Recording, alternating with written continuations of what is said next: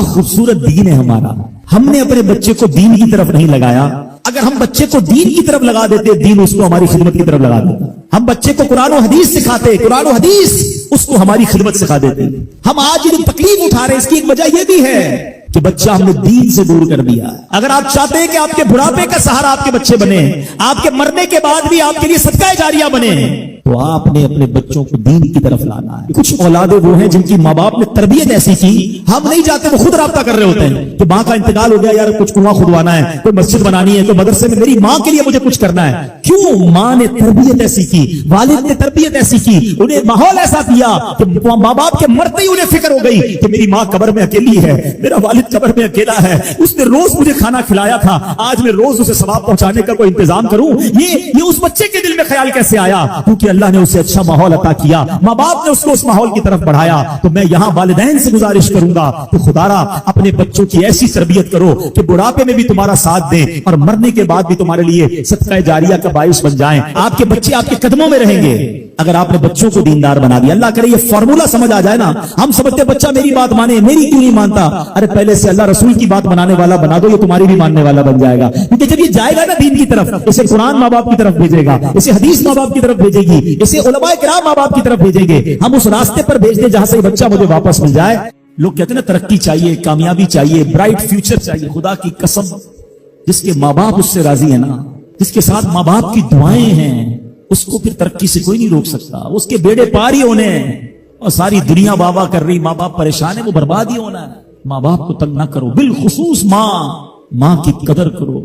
ماں کا کوئی نیبل بدل نہیں ہے, اور یہ دعا دے دے تو بندہ کدھر پہنچ جاتا ہے. اچھا پھر آج کل ایک اور ٹرینڈ چلا ہے, کسی بھی طرح کا زندگی میں مقام بڑھ گیا نا, مشہور ہو گیا, اب وہ ماں باپ پر بھی روب جما رہا ہوتا ہے. پتہ نہیں میں کتنا بڑا آدمی ہو گیا ہوں, اب میں آپ کی خدمت کہاں سے کروں گا بھائی, ٹائم ہی کہاں ہے میرے پاس. ان کو کبھی یہ روب مت جمانا. ارے آج اگر کچھ بن بھی گئے ہو نا, یہ انہی کی دعائیں تھیں, اور ان کو کہہ رہے ہو بڑا آدمی ہو گیا. حضرت موسیٰ کلیم اللہ علی نبینا علیہ الصلوۃ والسلام, کتنا بڑا مرتبہ ہے. اور آپ نے ایک بار اللہ کریم کی بارگاہ میں عرض کیا, مولا مجھے جنت میں اپنا پڑوسی دیکھنا ہے. ارشاد کیا ہوا کہ اے موسیٰ, جنت میں تیرا جو پڑوسی ہے وہ ایک فلاں علاقے کا کسائی ہے. آپ حیران ہو گئے, آپ نے کہا مولا مجھے ملنا ہے. ایڈریس بتایا گیا, آپ چلے گئے وہاں پر. ایک نوجوان نے دروازہ کھولا, آپ اندر گئے. گھر میں گئے تو دو بوڑھے ماں باپ, بوڑھی شخصیات تھی, انہوں نے حضرت موسیٰ کو دیکھا, آپ کی رسالت کی گواہی دی, اور دونوں دنیا سے چلے گئے. وہ نوجوان کسی کام سے گیا, واپس آیا, اپنے دونوں والدین کو دیکھا کہ دونوں کا انتقال ہو گیا ہے. تو کہا ہو نہ ہو آپ حضرت موسیٰ علیہ السلام. حضرت موسیٰ نے کہا میں نے تو نہیں بتایا کہ میں کون ہوں, تمہیں کیسے پتا چلا؟ تب میرے ماں باپ روزانہ دعا کرتے تھے کہ یا اللہ اس وقت تک موت نہ دینا جب تک حضرت موسیٰ کا دیدار نہ کر لیں. آپ ہمارے گھر آئے ہیں, آپ کو انہوں نے دیکھا ہے, یہ چلے گئے دنیا سے, آپ ہی حضرت موسیٰ. حضرت موسیٰ نے فرمایا بتاؤ کچھ اور بھی دعا کرتے تھے؟ کہاں, میں اپنے بوڑھے ماں باپ کیونکہ چبا نہیں سکتے تھے, روز ان کو دیوالے چبا چبا کر کھلاتا تھا, اور جب بھی کھانا کھلاتا تھا نا, میری ماں دعا کرتی تھی یا اللہ میرے بیٹے کو جنت میں موسیٰ کا پڑوسی بنا دینا. حضرت موسیٰ کہتے بیٹا تیری ماں کی دعا قبول ہو گئی ہے, تو ہی جنت میں میرا پڑوسی ہے. یہ ہے ماں کی دعا, اور یہ وہ دعا ہے جو بن مانگے مل رہی ہے, جو ماں کے دل سے نکل رہی ہے. آؤ میں بتاؤں کچھ بڑے آدمی, واقعی جس کو کہتے ہیں بڑا آدمی کون ہوتا ہے. امام اعظم ابو حنیفہ رضی اللہ تعالیٰ سے بڑا تو کوئی نہیں نا, کتنے بڑے وقت کے امام ہیں. مگر آپ کی والدہ ایک مسجد کے امام صاحب سے انسپائر تھی, مقرر تھے, وہ اچھے بیان کرتے تھے. آپ کو وہ کہتی کہ جاؤ وہ امام صاحب سے مسئلہ پوچھ کے آؤ. خود مفتی اعظم ہیں, امام ہے کروڑوں حنفیوں کے. ماں کو یہ نہیں تھا کہ ماں پتہ نہیں میں کتنا بڑا مفتی ہوں, تم مجھے مسجد کے امام کے پاس بھیج رہی ہو. آج تو یہ ڈائریکٹ جواب دے دیتے ہیں نا, مجھے پتہ نہیں میں کون ہوں, مجھ سے بحث کر رہی ہو, اتنی کتابیں پڑھی, ماں تم نے تو پڑھا ہی کچھ نہیں. ابو جان آپ کو دنیا کا کیا پتا, مجھے پتا ہے. سنو امام اعظم, یہ ایسے نہیں بنتے بڑے لوگ. ماں کو کہتے ٹھیک ہے ماں, مسجد کے امام کے پاس جاتے, اس مقرر کے پاس جاتے. وہ کہتا حضور آپ مجھ سے مسئلہ پوچھنے آئے, آپ دنیا کو مسئلے بتاتے ہیں. کیا کروں, ماں نے بھیجا ہے. کہ حضور جو آپ بتا رہے ہیں مجھے آپ ہی مسئلے کا جواب بتا دیں, وہی میری طرف سے ماں کو بھی بتا دیں. ایک بار ماں نے کہا کہ میں خود جا کر پوچھوں گی, پھر بھی امام اعظم نے منع نہیں کیا. اچھا کئی میل کا سفر تھا. امام ابو یوسف کہتے ہیں ہم نے خود دیکھا کوفہ کی گلیوں میں کہ امام اعظم اس خچر یا اس سواری کے لگام تھامے ہوئے ہیں, ماں اس پر سوار ہے اور وہ بازار میں اسے لے کے جا رہے ہیں. ماں کو یہ نہیں کہا کہ ماں تم مجھے تکلیف دے رہی ہو, وہ میرا شاگردوں کا بھی شاگرد ہے, اس کو کیا پتا جو مجھے پتا ہے. اللہ اکبر. ماں جاتی ہیں, مسئلہ پوچھتی ہیں, واپس آتی ہیں. امام اعظم ماں کو کچھ نہیں کہتے. یہ ہوتا ہے ماں کی فرما برداری. آج دیکھو دنیا ان کے گن گا رہی ہے. سیدنا بایزید بستامی رضی اللہ تعالیٰ عنہ کتنا بڑا نام ہے, اولیاء کے سردار ہیں. دیکھو ماں کی خدمت کیسی کرتے تھے. آپ کی والدہ نے سردیوں کی رات تھی, سخت سردی کی رات, आपसे पानी मांगा। हजरत बायजीद बिस्तामी माँ के पास प्याला लेकर गए तो माँ सो गई थी। माँ के सिरहाने प्याला लेकर खड़े रहे, रात भर खड़े रहे, सख्त सर्दी में। पानी थोड़ा सा आपकी उंगलियों पर गिरा तो वो पानी बर्फ बन चुका था। माँ की आंख खुली, देखा बायजीद बिस्तामी बिस्तर के किनारे खड़े हैं। तो बेटा क्यों खड़े हो? कहा माँ आपने रात पानी मांगा था ना, इसलिए खड़ा रहा कि न जाने कब आंख खुल जाए। अब जब पानी देने के लिए प्याला अलग किया ना तो वो बर्फ चमड़ी से चिपक चुकी थी। तो जब वो बर्फ अलग हुई ना, आज से खून निकलने लगा। हजरत बायजीद बिस्तामी रहमतुल्लाहि अलैह की माँ ने जब ये देखा ना कि बेटा सारी रात खड़ा रहा और अब इसका हाथ भी लहूलुहान हो गया, हजरत बायजीद बिस्तामी की माँ ने पता उस रात क्या दुआ दी? कहती या अल्लाह मैं इससे राजी हूं, तू भी इससे राजी हो जा। देखो क्या मकाम मिला, औलिया इकराम के सरदार बन गए। ये वो दुआएं हैं जो दिल से निकलती हैं। माँ बाप की खिदमत ऐसी करो, अब कहो ना कि दिल से दुआ निकले। जब वो दुआ निकलेगी ना फिर वो काम बनने आप सोच नहीं सकते।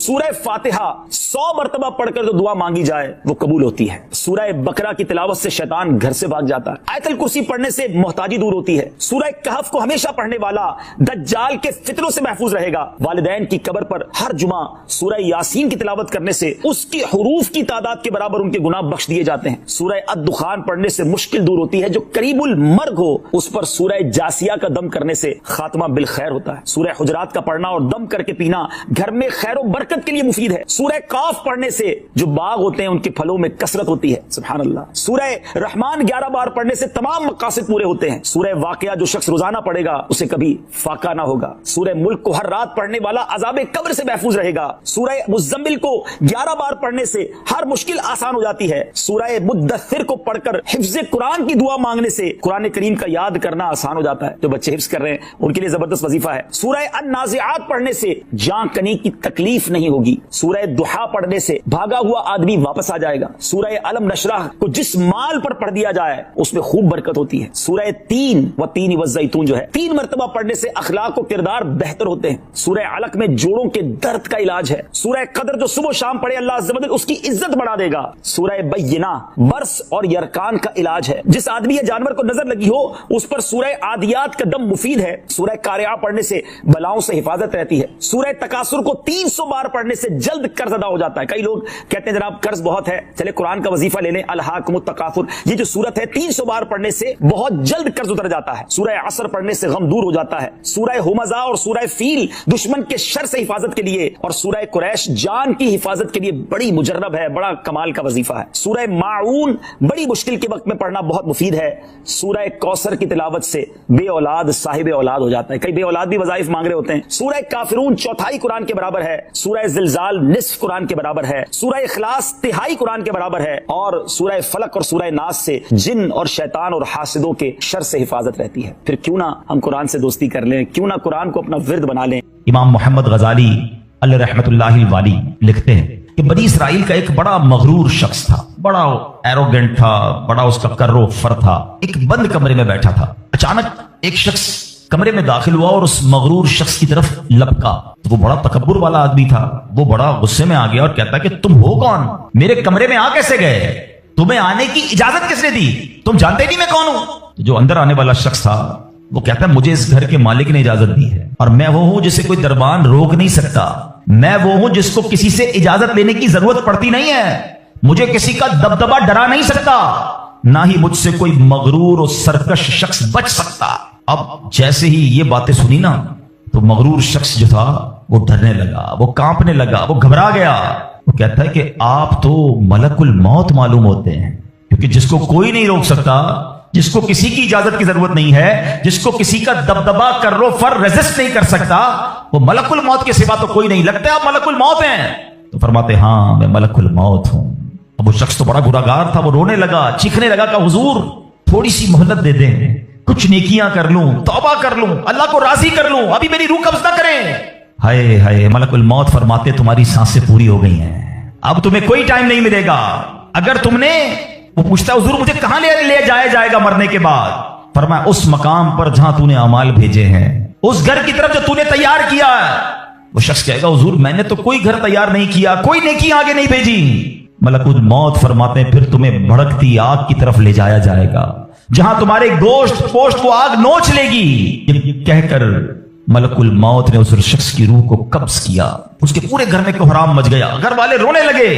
ऐ मेरे प्यारे इस्लामी भाइयों, ये वाकया हम सबको क्या सिखा रहा है कि जब मौत आनी है ना, जब वो वक्त आ जाना है, तो फिर एक मिनट भी आगे पीछे नहीं हो सकेगा, कोई उसको डिले नहीं कर सकेगा, बल्कि जिस हालत में होंगे ना उसी हालत में रूह कब्ज कर ली जाएगी। हमारी मौत का वक्त लिखा है, मकाम भी लिखा है, ये चेंज नहीं हो सकता। अगर मौत समुंदर में लिखी है तो $2.5 लाख देकर भी बंदा वहां पहुंचता है जहां मौत लिखी है।